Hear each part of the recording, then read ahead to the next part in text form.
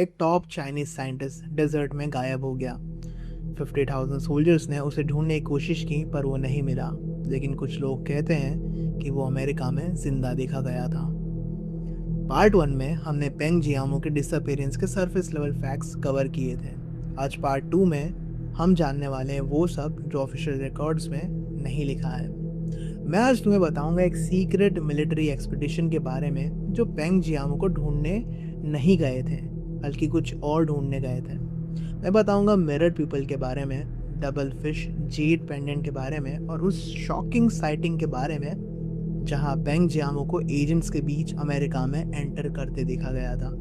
ये सब इन्फॉर्मेशन है क्लासिफाइड फोरम से, अंडरग्राउंड डिस्कशन से और उन लोगों के एक्सपीरियंस से जो खुद इस डेजर्ट के अंदर गए थे। पहले बात करते हैं एक ओल्ड प्रोफेसर की। ये प्रोफेसर सच में एग्जिस्ट करता है। उसने अपना नाम पब्लिकली कभी रिवील नहीं किया, लेकिन उसने अपने एक्सपीरियंस शेयर किए हैं चाइनीज फोरम्स और प्राइवेट सर्कल्स में। ये प्रोफेसर है बायोलॉजी का एक्सपर्ट। उसकी स्पेशलिटी थी एसेक्सुअल रिप्रोडक्शन और एनिमल सेल डिविजन। अब तुम सोचोगी ये आदमी लॉपनोर क्यों जाएगा? तो बात यह है कि वो खुद नहीं गया, उसे भेजा गया था। 1980 में जब पेंग जियामो डिसअपीयर हुआ, उसके कुछ महीनों बाद इस प्रोफेसर को उसके इंस्टीट्यूट से एक इमरजेंसी नोटिस मिला। नोटिस में लिखा है कि अभी जो भी काम कर रहे हो वो बंद करो और इमीडिएटली एक साइंटिफिक एक्सपेडिशन टीम में ज्वाइन करो। कोई एक्सक्यूज नहीं, कोई डिले नहीं। प्रोफेसर कंफ्यूज हो जाता है क्योंकि उसको डेजर्ट एक्सप्लोरेशन से मतलब नहीं था, लेकिन उसे जाना पड़ता है। जब वो टीम में पहुंचता है तब उसे पता चलता है कि ये कोई नॉर्मल साइंटिफिक टीम नहीं है। इस टीम में तरह तरह के लोग हैं। पहले हैं साइंटिस्ट अलग अलग फील्ड्स हैं, जैसे पेलियंटोलॉजिस्ट जो पुराने जानवरों के एक्सपर्ट हैं, आर्कियोलॉजिस्ट जो पुरानी सिविलाइजेशंस पढ़ते हैं, और एक ऐसे साइंटिस्ट जो अर्थ के इनर कोर में लाइफ स्टडी करते हैं। ये सब अपनी फील्ड्स के टॉप एक्सपर्ट्स हैं, लेकिन इनका आपस में कोई कनेक्शन नहीं है। दूसरे हैं मिलिट्री के सोल्जर्स। ये ऑर्डिनरी सोल्जर्स नहीं है। इनकी यूनिफॉर्म अलग है, इनके वेपन्स अलग हैं। लेकिन सबसे वियर्ड बात यह है कि इनके चेहरे पर कोई इमोशंस नहीं है। प्रोफेसर कहते हैं कि वो ऐसे वॉक करते हैं जैसे उनके अंदर कोई सोल ही नहीं हो। वो पत्थर की तरह लाइफलेस थे और वो कभी किसी से बात नहीं करते थे, सिर्फ कमांड्स फॉलो करते थे। तीसरे और सबसे बिजार कैटेगरी है जिसे मार्शल आर्टिस्ट बुलाया गया।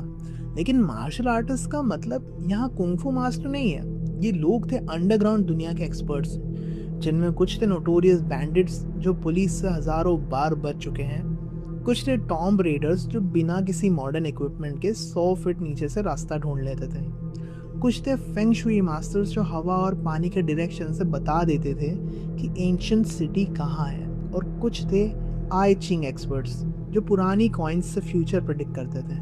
प्रोफेसर को लगता है कि ये सिर्फ पागलपन है, लेकिन बाद में उनको पता चलेगा कि ये काम जो करने निकले हैं वो इतना इम्पॉसिबल है कि नॉर्मल इंसान से नहीं हो सकता। टीम फर्स्ट मिलिट्री एयरक्राफ्ट से लैंडजाओ जाती है, फिर दुनहुआंग, फिर यांगवान से वो ऑफिशियली डिपार्ट करते हैं। वो गुजरते हैं ह्यूमन पास से, हाँ, ग्रेट वॉल रूइंस से, और फिर यदन पहुंचते हैं, जहां से लॉपनोर का रियल अनइनहैबिटेड एरिया शुरू होता है। अब मैं तुम्हें लॉपनोर की रियलिटी बता देता हूँ। ये डेजर्ट नहीं है जैसे तुम सोचते हो। ये कभी एक सैलीन लेक था। एक टाइम था जब यहाँ पानी था, लेकिन अब यहाँ सिर्फ नमक की परतें हैं। साइंटिस्ट इसे सॉल्ट क्रस्ट बुलाते हैं। यह परतें इतनी हार्ड होती है कि ऊपर से लगता है कि तुम कंक्रीट पे चल रहे हो, लेकिन एक जगह अगर ये क्रस्ट टूट जाए तो नीचे है सॉफ्ट क्विक सैंड, जैसे मड, तुम्हें अंदर खींच लेती है। और टेम्परेचर की बात करें तो दिन में 50 डिग्री से भी ऊपर जाता है और रात में 20 डिग्री माइनस में गिर जाता है। यहाँ की हवा इतनी जहरीली है कि कुछ सेकंड्स में तुम्हारी स्किन ड्राई होकर फट सकती है। जब टीम लॉपनोर के अंदर एंटर करती है तो पहले 2 दिन सब ठीक रहता है। तीसरे दिन उनके सारे व्हीकल्स ब्रेक डाउन हो जाते हैं, जैसे किसी ने इंटेंशनली उनके इंजन्स खराब कर दिए हो। अब वो लोग अपने पैर पर चलना शुरू करते हैं। प्रोफेसर बताता है कि उनके साथ मिलिट्री ने पुलिस डॉग्स भेजे थे। वो डॉग्स जब जमीन पे उतरे तो गर्मी इतनी थी सरफेस पे कि उनको 3 पाँव पर चलना पड़ता था, क्योंकि उनको एक पाँव अपना हवा में रखना पड़ता था जिससे वो अपने पैरों को बचा सके। सरफेस टेम्परेचर इतना हाई था कि एग्स नहीं, मांस तक पक सकता था। वो लोग सुबह 8 से शाम 5 तक टेंट में छुप कर रहते थे, क्योंकि बाहर निकलना मतलब मौत। लेकिन टेंट के अंदर भी इतनी गर्मी थी कि उनकी कैंडल्स भी मेल्ट हो जाती थी। उनके लेदर शूज़ ड्राई होकर शेप चेंज कर गए थे और जो पानी उनके पास था वो आयरन बकेट में रखने से सोया सॉस जैसा कलर और स्मेल होने लगा था।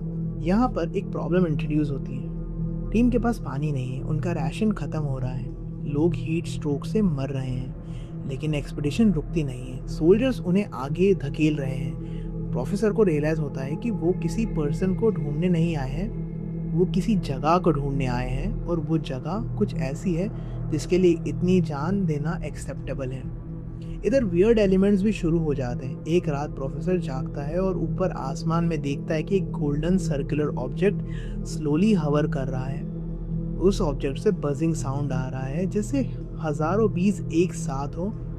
प्रोफेसर पहली बार अपनी लाइफ में यूएफओ देख रहा है, लेकिन वो इतना थक चुका है कि वो आंखें बंद कर लेता है और सो जाता है। हाँ, वो सच में सो गया क्योंकि उसकी बॉडी में अब डर के लिए भी एनर्जी नहीं बची थी।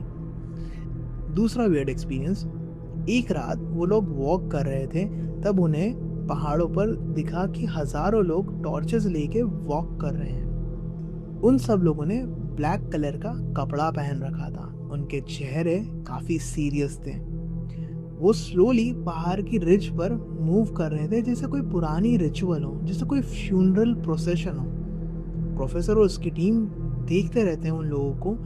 धीरे धीरे वो लोग गायब हो जाते हैं पहाड़ों के बीच में, जैसे वो कभी थे ही नहीं वहाँ पे। एक्सप्लोरेशन कंटिन्यू रहती है, टीम आगे बढ़ती है और उन्हें मिलती है डेड पॉपुलर फॉरेस्ट। वो ट्रीज हवा के झोंके से अजीब शेप्स में ट्रांसफर हो गई थी। कुछ जगह ऐसा लगता है कि इंसान ज़मीन से निकल रहे हो। हज़ारों साल पुरानी हड्डियाँ बिखरी हुई हैं, कुछ हड्डियाँ जानवरों की तो कुछ इंसानी, कुछ इतनी पुरानी कि पता नहीं कौन सी सिविलाइजेशन की थी। आर्कियोलॉजिस्ट जो टीम में थे वो पहले बहुत एक्साइटेड थे, लेकिन अब वो भी नम हो गए थे। वो बिना देखे हड्डियों के ऊपर से निकल जाते हैं। जब वो अपने एक्सपीडिशन के लगभग 10-12 दिन में उस जगह पे पहुंचते हैं तो वो जगह होती है एक एंशिएंट सिटी का बर्बाद एरिया। प्रोफेसर को नहीं पता कि ये लोलान एंशिएंट सिटी है या कुछ और, लेकिन वो इतना जानता है कि उनके साथ जो आर्कियोलॉजिस्ट थे वो रो रहे थे। वो एक स्टोन स्टैचू को देख रहे थे। वो स्टैचू का शेप इतना अजीब था कि ना जाने वो इंसान है या कुछ और वो कह रहे थे कि अगर अभी मर भी गए तो उनकी लाइफ वेस्ट नहीं गई। अब क्लाइमेक्स की तरफ बढ़ते हैं। सोल्जर ने उस एंशिएंट सिटी के नीचे खुदाई शुरू कर दी। जो टॉम्ब रेडर्स थे उनके ऊपर डिपेंड किया गया। कुछ घंटों बाद उन्हें एक पैसेज मिलता है। वो पैसेज अंदर डार्कनेस में जाता है, लेकिन वो डार्कनेस नॉर्मल नहीं थी। वो लगता है जैसे कोई पतली चीज़ हो, जैसे तुम उसे टच कर सकते हो। लीडर डिसाइड किया कुछ लोग अंदर जाएंगे और बाकी लोग बाहर वेट करेंगे। प्रोफेसर की हेल्थ खराब थी इसलिए वो बाहर ही रह गए। 3 दिन बीत गए, कोई वापस नहीं आया। प्रोफेसर को लगता है कि वो सब मर गए, लेकिन तीसरे दिन की रात को वो लोग वापस आते हैं, लेकिन वो ऐसे ऐसे आते हैं जैसे उन्होंने नरक देख लिया। उनकी बॉडीज पे जख्म के निशान थे, उनके चेहरे पे दर्द था। कुछ लोग पागल हो गए थे, वो अपने ही टीममेट्स को अटैक कर रहे थे। सोल्जर्स को उन्हें शूट करना पड़ता है, लेकिन जो बचे हैं वो जोर जोर से चिल्ला रहे हैं कि हमें अंदर मत भेजो। लेकिन जो सोल्जर्स बाहर थे वो पैसेज गार्ड कर रहे थे। वो किसी को अंदर नहीं जाने दे रहे थे और ना किसी को बाहर आने दे रहे थे। वो बोल रहे हैं कि वेट करो for instructions from superior. Professor को बाद में पता चला ऐसा क्यों हो रहा है, ऐसा क्या हो रहा था अंदर, क्योंकि उनको पता चला कि अंदर मिरर पीपल क्रिएट हो रहे थे।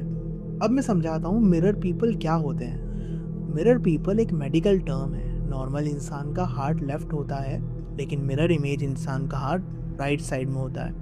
नॉर्मल इंसान का लिवर राइट साइड होता है, लेकिन मिरर इमेज का लेफ्ट साइड।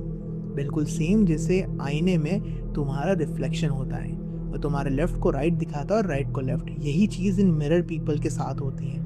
उनके सारे इंटरनल ऑर्गन्स रिवर्स होते हैं, लेकिन बाहर से वो बिल्कुल नॉर्मल इंसान जैसा दिखता है। Same face, same height, same voice, same memory, same everything. अब सीन है एक्सट्रीम केओस का। पैसेज के अंदर गए थे लगभग 100 लोग। उनमें से आधे रियल थे, आधे मिरर इमेजेस। किसी को पता नहीं है कौन रियल है और कौन फेक। एक आदमी अपने बेस्ट फ्रेंड के साथ खड़ा है, लेकिन पता नहीं है वो वही है या उसका कॉपी। टीम लीडर डिसीजन लेता है, वो डॉक्टर को बुलाता है और आइडेंटिफाई कर लेता है बॉडी का एक स्पेसिफिक स्पॉट, जो अगर सिल्वर नीडल से पिक किया गया तो नॉर्मल इंसान को कुछ नहीं होगा, लेकिन मिरर इमेज को मार देगा, क्योंकि वहाँ उसके इंटरनल ऑर्गन्स होते हैं। प्रोफेसर बताता है कि वो नीडल 7-8 सेंटीमीटर लंबी थी और पेंसिल जितनी मोटी। वो नीडल स्लोली चेस्ट की दीवार को क्रॉस करती थी, प्लूरा तक पहुंचती है और फिर कंफर्म करने के बाद स्लोली बाहर निकाली जाती है। वो बताता है कि उस पेन को टॉलरेट करना जब तक तुम प्रूव नहीं कर सकते कि तुम रियल हो। वो एक एक्सट्रीमली डेस्परेट फीलिंग थी। इस टेस्ट के बाद जो 100 के करीब लोग थे वो घुट के रह गए, सिर्फ कुछ डजन। बाकी इधर मिरर इमेजेस थी या वो रियल थे, लेकिन टेस्ट में उनकी जान चली गई। अब यहाँ थियरी आती है कि पेंग जियामो के साथ भी यही हुआ। कुछ रिसर्चर्स बिलीव करते हैं कि पेंग जियामो एक्चुअली मिसिंग नहीं हुआ था। 17 जून को वो पहले ही उस एंशिएंट सिटी तक पहुंच गया था। उसने मिरर फिनोमेनन एक्सपीरियंस किया और उसके मल्टीपल कॉपीज क्रिएट हो गए थे। ये रीज़न है कि गवर्नमेंट ने इतना बड़ा सर्च ऑपरेशन क्यों किया। वो पेंग जियामो को नहीं ढूंढ रहे थे, वो उसकी सारी मिरर कॉपीज़ को ढूंढ रहे थे और डिस्ट्रॉय कर रहे थे, क्योंकि गवर्नमेंट मिरर पीपल को एग्जिस्ट नहीं होने दे सकती। और ये भी रीज़न है कि लोपनोर को बाद में न्यूक्लियर टेस्ट साइट बना दिया गया। न्यूक्लियर एक्सप्लोजन्स के अलावा मिरर पीपल को कम्प्लीटली वाइप आउट करने का कोई और इफेक्टिव तरीका नहीं था। अब बात करते हैं डबल फिश जेड पेंडेंट के बारे में। ये फिश शेप जेड पेंडेंट है, स्टोरी में रिपीटेडली आता। कुछ लोग कहते हैं ये पेंडेंट एक कोड है, किसी एंशिएंट नॉलेज की चाबी है। प्रोफेसर के एक्सपीरियंस में वो सर्वाइवर जो अमेरिका में पेंग जियामो को देखा, वो बताता है कि पेंग ने एक जेस्चर किया, 2 फिश एक साथ बंधी हुई थी, जैसे डबल फिश जेड पेंडेंट, जैसे वो कह रही हो कि देखो मैं यहाँ हूँ, लेकिन मैं वो नहीं हूँ जो तुम सोच रहे हो। अब सबसे शॉकिंग कंक्लूजन पे आते हैं। कुछ साल गुजर गए इस बात को। 1990 में उस एक्सपीडिशन का एक सर्वाइवर अमेरिका जाता है एकेडमिक वर्क के लिए। एक दिन वो एक यूनिवर्सिटी इंस्टीट्यूट के पास से गुजर रहा है, तब उसकी नज़र एक आदमी पर पड़ती है जो एजेंट से सराउंडेड है। वो इंस्टीट्यूट में एंटर कर रहा है और सर्वाइवर को पहचानने में कोई गलती नहीं होती। वो आदमी है पेंग जियामो। बिल्कुल वही चेहरा, बिल्कुल वही हाइट, बिल्कुल वही वॉक। सर्वाइवर चिल्लाता है, पेंग जियामो। वो आदमी मुड़ता है, उनकी आंखें मिलती हैं और वो पेंग जियामो अपना हेड स्लाइटली शेक करता है, जैसे नहीं बोल रहा हो। और फिर वो एक जेस्चर करता है, 2 फिश एक साथ बंधी हुई, और फिर वो इंस्टीट्यूट में चला जाता है। सर्वाइवर वहाँ खड़ा उसको देख रहा होता है।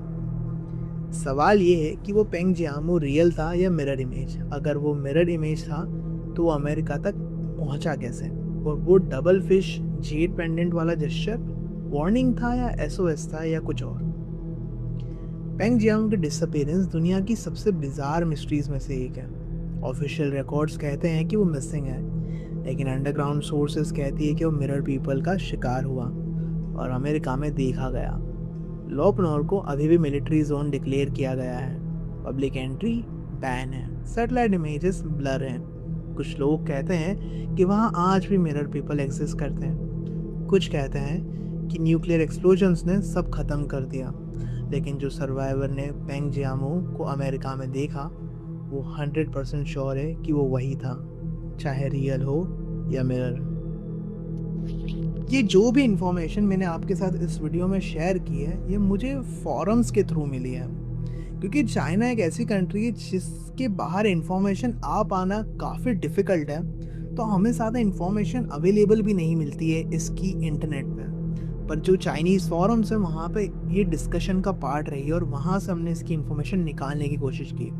I hope you like the video, and अगर आपको वीडियो पसंद आए तो please like, comment and subscribe. Thank you for watching this far. मैं मिलता हूँ अगली वीडियो में, तब तक के लिए गुड बाय।